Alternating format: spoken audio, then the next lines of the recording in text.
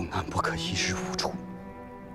臣奉先王遗教，请太傅全摄两军节度留后，判兵马大元帅府事，督知内外军事。洪左德伯，不敢合军国之众。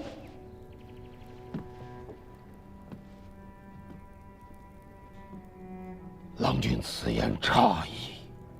先王与东南两军12州托付于郎君，郎君乃先王嫡脉，于此家国转承之际，其可望之菲薄，尚为先王一命，下负100万军民吗？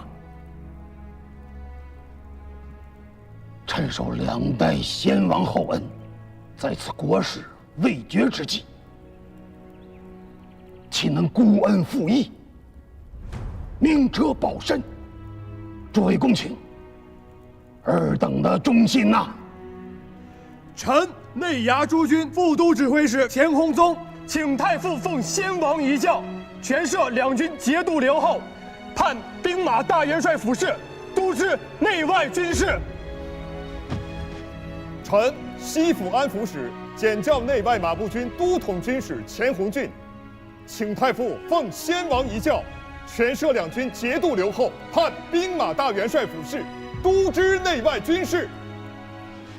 臣等请太傅奉先王遗教，全摄两军节度留后，判兵马大元帅府事，督知内外军事。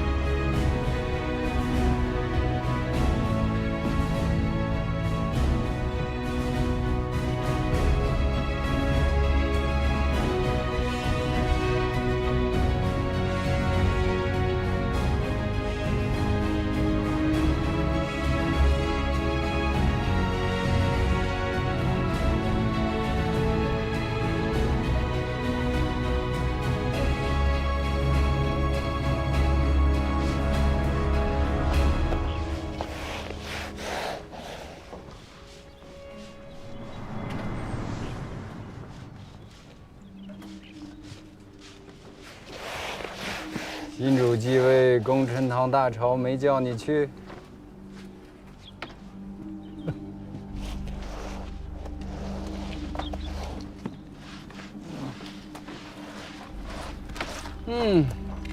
以前只知河都将武艺绝伦，没想到这地洗的也比常人洁净些。飞鸟尽，良弓藏。哎呀！严重了，末将不过是……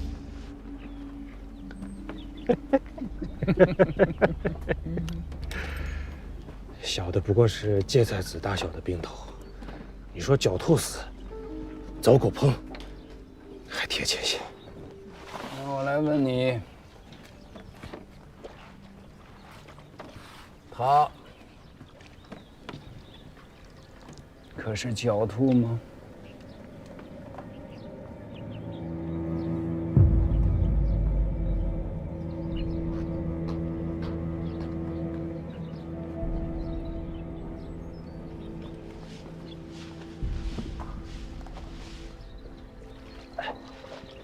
我给他做过3年的钦定。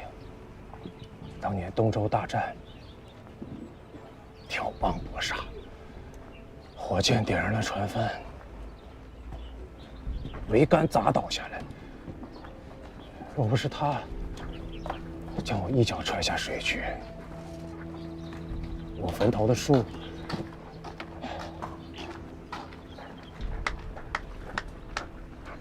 怕是能碗口粗细了。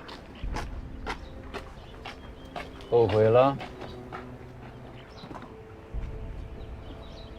若不杀他，我我自家便是个死，千刀万剐都是情。可平津七里杀了他又能如何？在公卿、相公、宗子们的眼睛里，我不过就是个被主作孽的家奴。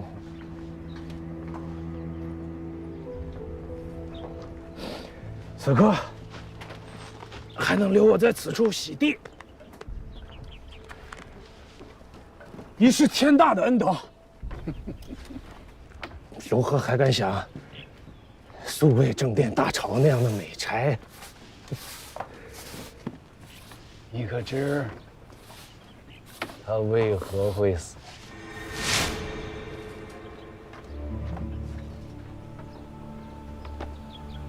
徒儿过来。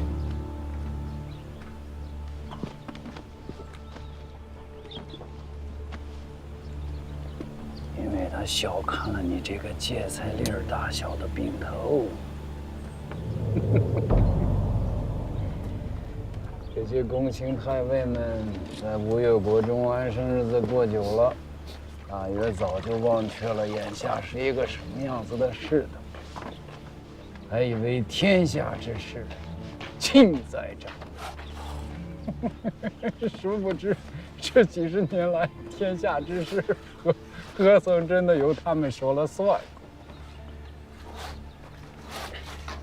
长安天子魏博牙兵，没有了亲卫牙兵，一个空头的天子饿到皮包骨头临死，连口蜜酒都没得喝。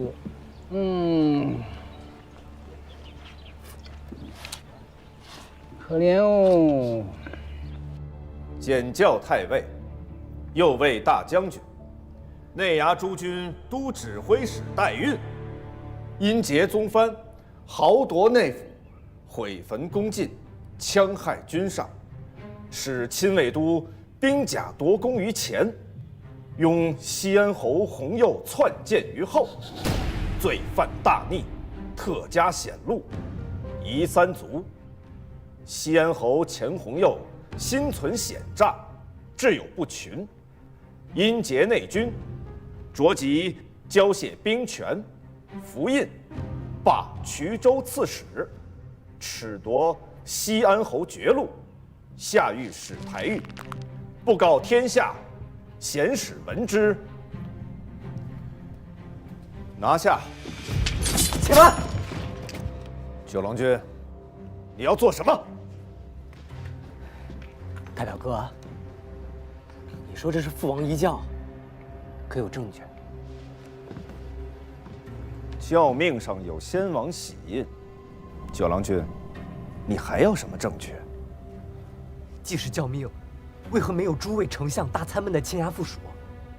更何况父王教命一向是由通儒院袁学士手书，何似这教命反倒不是袁学士笔记？九郎君不要胡闹，这是军国大事。你一个弱冠童子懂得什么？大表哥此言差矣。你手持黄卷，口含天宪，要夺西安侯的兵权、差遣，还有爵位，还要拿他下狱。教命之上，既不见通儒院学士笔记，又不见诸位丞相大参们的签押附属，焉知不是你等合谋害死了先王和相公们，矫诏夺军，却又来害我三哥？不用跟他聒噪，只管拿下就是。此人是山岳氏东主，南唐细作，为何却在此处？你所宣读教命，到底是父王的意思，还是敌国细作的意思？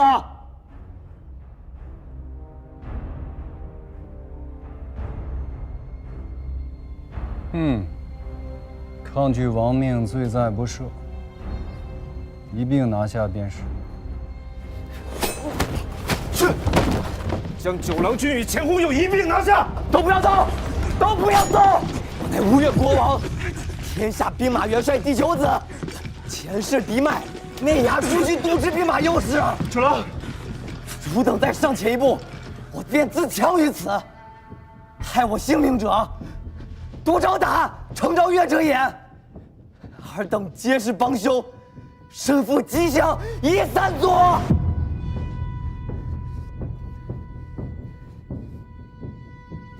九郎不肯奉教，持刃抗命，你便这样回来了。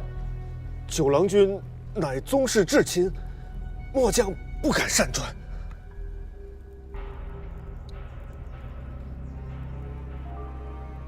袁学士以为此事当如何所指？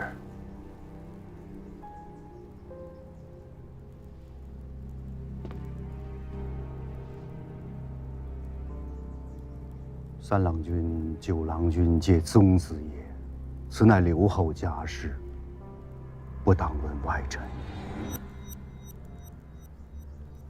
胡令公为先王顾命，可有意教我？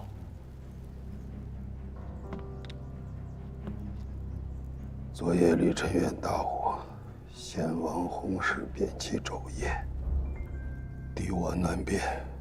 老夫不得已诛杀代孕，非常之事，情非得已，不得为承平之法。刘后不得不查。胡令公是让我射了三郎与九郎。刘后应该明白，三郎和九郎是不同的。三郎久在军营，深结军心，更见代孕已死，仇怨已结，便没有回头路。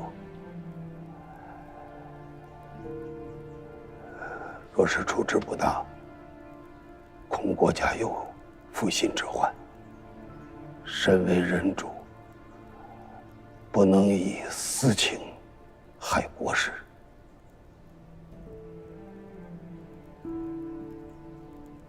处事要果断勇决，万不可做无人之人。让大郎兄去射三郎。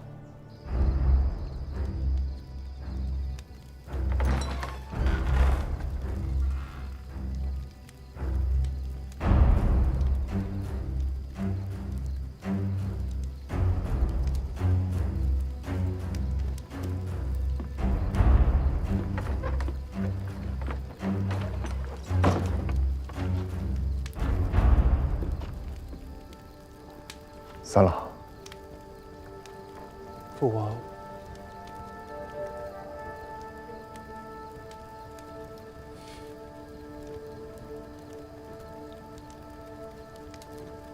九郎困倦的厉害，在里面睡着了。九郎无事，那就好，我要惊扰他。既然如此，我们去哪儿？御史台还是刑部？内衙杜监署。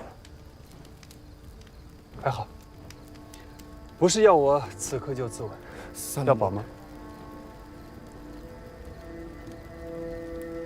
你敢从命，自是不用。走吧。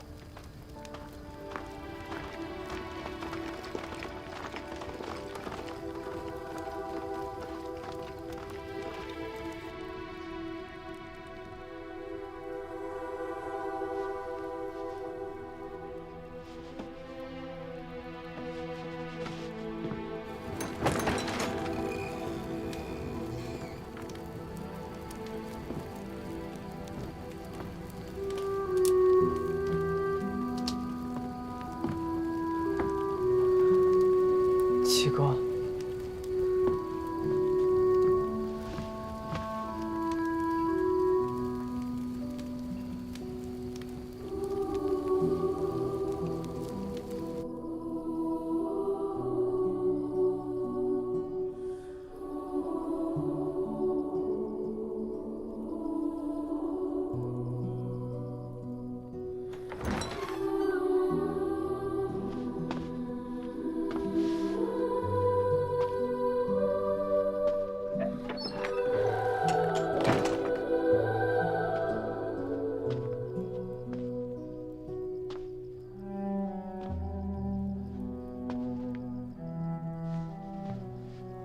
到底错在何处？想明白了没有？六哥当了大王了，便没了兄弟了。谁若是这时候还念叨着兄弟二字，那便是弥天大罪，该千刀万剐的。昨日夜里，你在何处？六哥是今日当上的大王，昨日夜里须还不是大王。昨日夜里的事，原该父王来问才对。父王问了。父王问：七郎何在？我到殿外候命，未经通传，不敢觐见。父王又问：九郎呢？我答：许是睡着了。要传他前来吗？父王说：小孩子较长，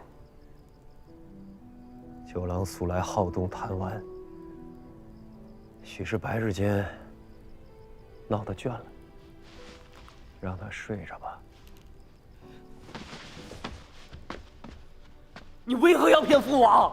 我明明不在。我问你自己。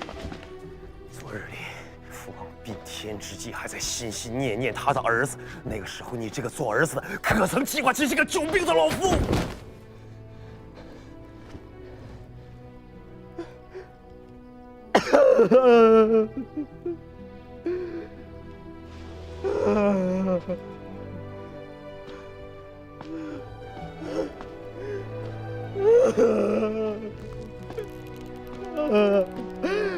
阿爹，阿爹！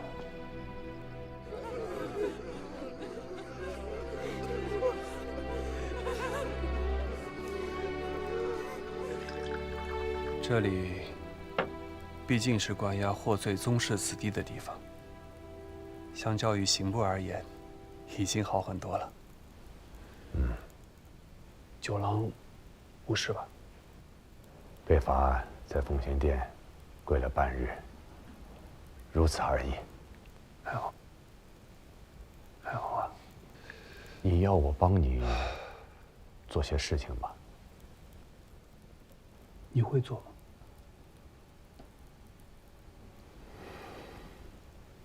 吗？大郎兄，连你也不肯救三哥吗？九郎，你的师叔虽说不算出色，可论及九章算筹，多少年的老账子也要甘拜下风。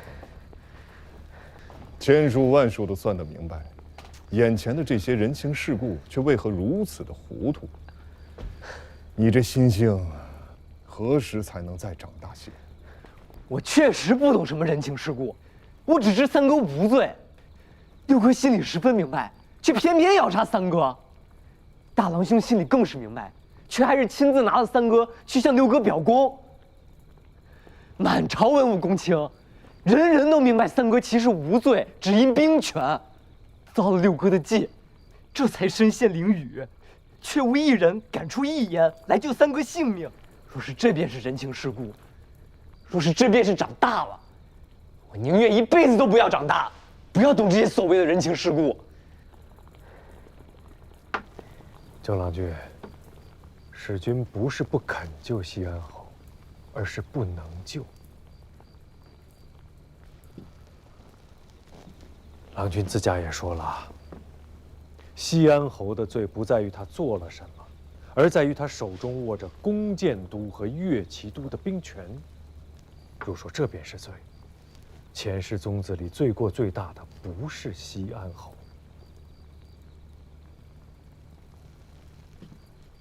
使君身上担负着内衙诸军都统军使的差遣，罪过只能比西安侯更大。郎君明鉴，要救三郎君在杭州是救不了的。先生的意思是？下官什么也不曾说。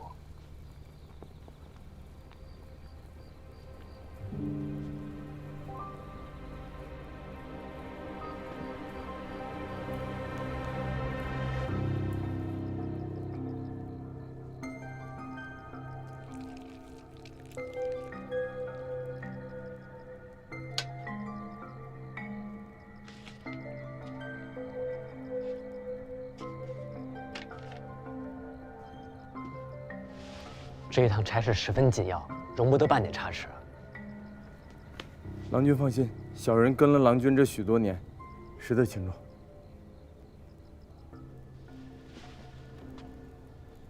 此去汴梁，一来是奉表告哀，二来是体看风俗，三来是礼敬重臣，尤其是封令公处，须得当面拜会，待吾之意。臣谨遵君命。水秀公即为使臣，按常例，当加大元帅府判官。自当如此，自当如此。臣敬献留后。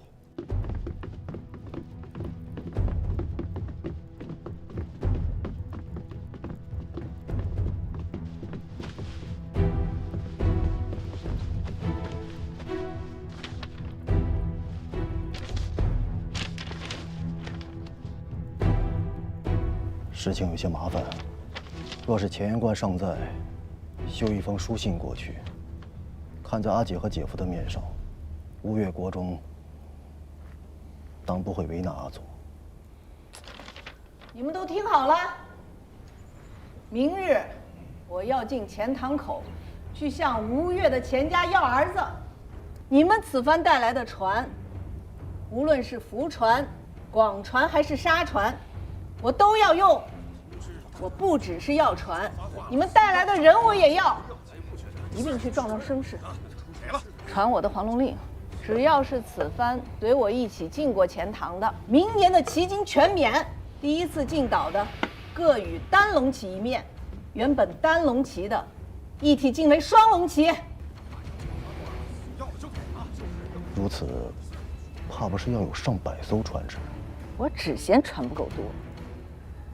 老贼的不孝子敢害了阿祖，我便截断钱塘，将这个不像话的吴越国切成南北两段。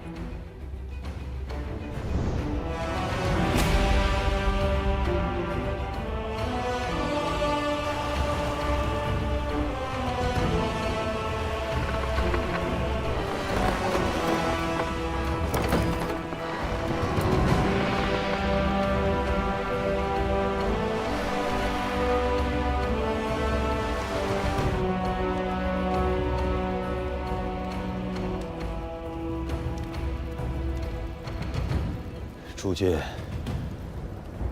谁能告诉我，这到底是怎么回事？禀刘后，黄龙岛的于大娘子乃是先元帅府典业孙廷辅公的遗孀，虽分居海岛，不服王化，几十年来却也未尝有逾矩之心。今日贸然率舰船进犯西府，怕是为代运和西安侯之事而来。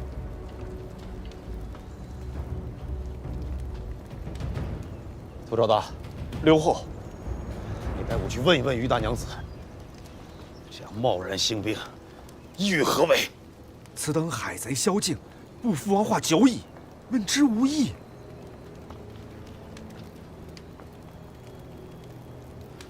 那依杜卿的意思，只有兵戎相见意图了。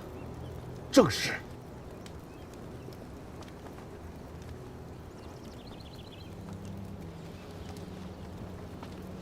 那就请杜卿即刻登船，与于大娘子相约一战。臣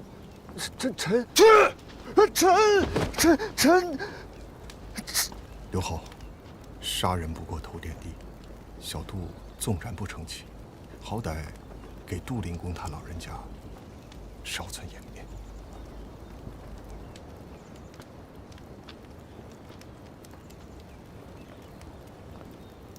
诸君，使我吴越绝路。而今国难当头，谁能带吾前去，问一问于大娘子的来意？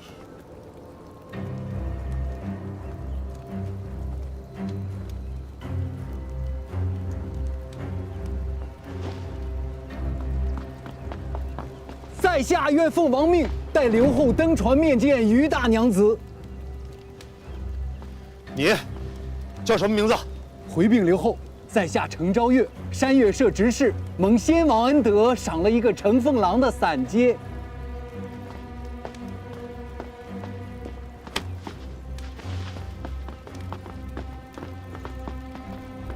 自此刻起，你便不再是8品的乘凤郎，吾让你做一任内衙诸军的内都监使，换一套紫色朝服，赐金鱼袋，带我去问一问于大娘子，她到底要干什么。承蒙刘后信任，下官必当殚精竭虑，披荆斩棘，全力以赴，不辱使命。杜情，刘后，借你一帽一用。啊？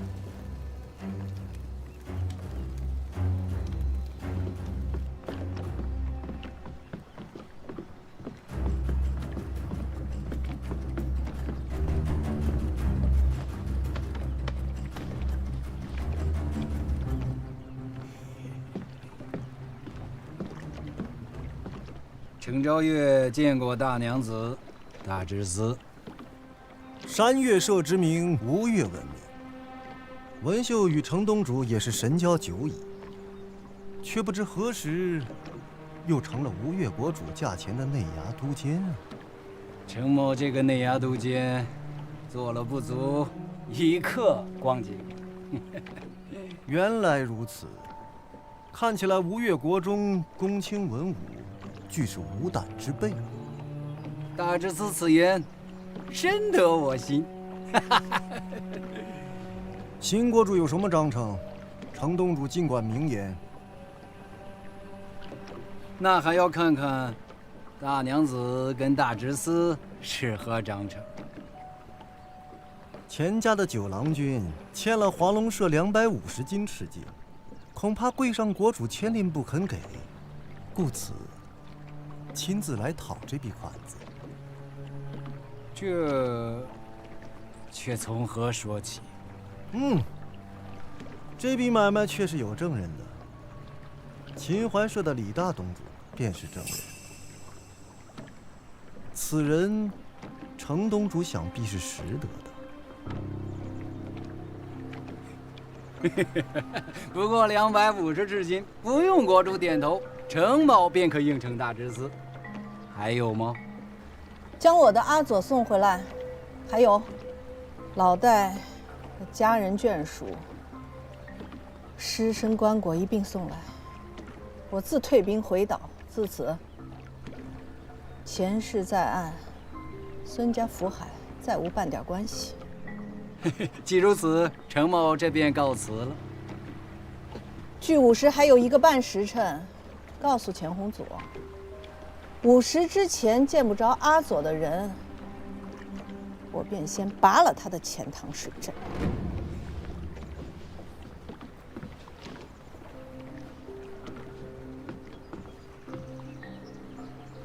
刘后，臣以为谋国事，不应行商贾之道。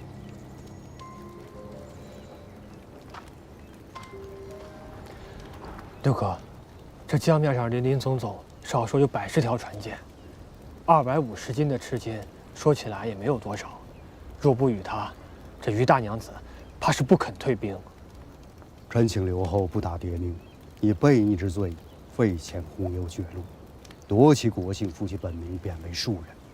钱弘佑本名孙承佐，犯了刘后名讳，他的毛病出在了逾越本分上，便改名孙本，以彰其过。刘后可以遣庶人孙本登船面斥贼人，以大义责之，贼众必然羞愧无地，且君自退。大郎兄以为呢？袁学士老成谋国，臣附议。便依袁学士所奏。